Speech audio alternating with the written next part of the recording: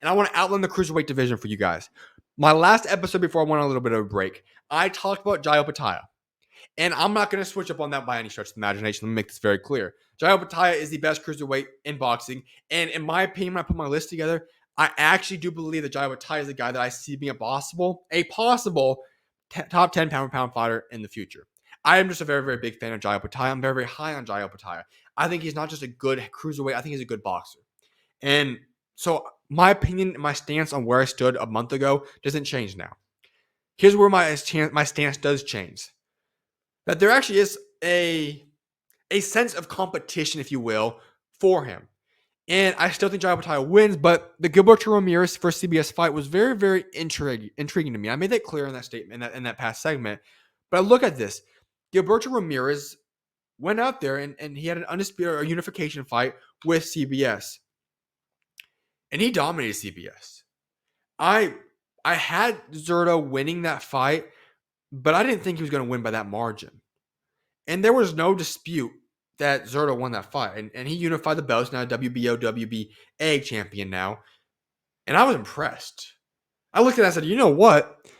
Maybe Opetaia is not just going to go flatline everybody in the division. Maybe he actually has a little bit of competition. Maybe Opetaia actually takes a couple hits and actually makes it a little bit of an intriguing fight for a little bit. Now, as I said, don't get me wrong. Opetaia I still think will be the undisputed champion at cruiserweight, and he will beat Zurdo. He also beat Noel, and so on and so forth. But I just want to point it out that I am actually now excited for that fight, because beforehand I said this. I said Opetaia is going to go out there, and listen, this is just okay, look at my calendar right now. When can Opetaia fight Zurdo? When can Opetaia fight Noel? When he can become undisputed champion, and then figure out what's next after that. That was my assumption. And I was like, this is just taking time. Like, let's get this over with. Let's move on to what actually will challenge Opetaia eventually.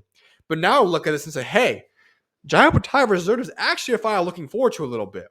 I'm very clear on who I'm going to make who I think will win that fight, but I'm a little bit excited now about that fight. So that's where I stand with Opetaia and Zurdo, and I think it's very exciting there. And I think it made it very, very clear. Zurdo versus Opetaia is the fight to make.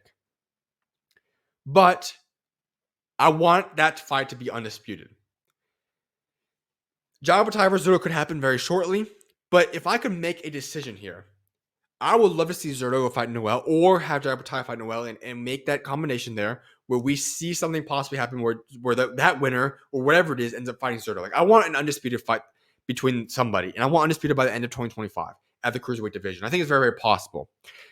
And so that would be my preference. Obviously, I'm not going to complain. If we get a unification fight between Opetaia and Zurdo right out the back, great. That's going to be an amazing fight. That's the fight to make. But if we can make that an undisputed fight, that would be absolutely incredible, because I do think Zurdo and Jai would beat Noel, whatever the case may be. And I think that's going to be very clearly made. And so an undisputed fight between those two guys would be incredible to watch. Now, Opetaia will be defending his IBF Cruiserweight World title against Hussein Jankara in just a few weeks. And that's a fight that, listen, this goes back to why I'm a big fan of Opetaia. I think he's one of the most humble, down-to-earth guys. He is all business. Opetaia is the guy that says, I don't know him personally, but this is what my vision of him is. He just sits there, he works his butt off, he trains day in, day out. And when he gets approached by his promoter, by whatever it is, and says, hey, here's the fight, cool, I'm ready to take it. That's the way I picture him as. He's just a guy that just wants whatever fight comes his way. He doesn't care. He knows what he's capable of. He doesn't underestimate his opponents, but he knows what he's capable of. He has a confidence about himself, a humble confidence about himself. And that's the way I perceive him. I just love the way he carries himself. I'm very, very high in his character. That's why honestly, I'm not a fan of a lot of guys, but I have great, great respect for Opetaia. And he took this fight. He could have put up a protest. The IBF likes to do these dumb things, but they have these weak challengers go fight these guys when trying to make undisputed. And a lot of guys complain about it and don't do the fight. Opetaia just takes the fight. Listen, from my perspective, he's going to annihilate this guy. It's going to be over in just a couple of rounds.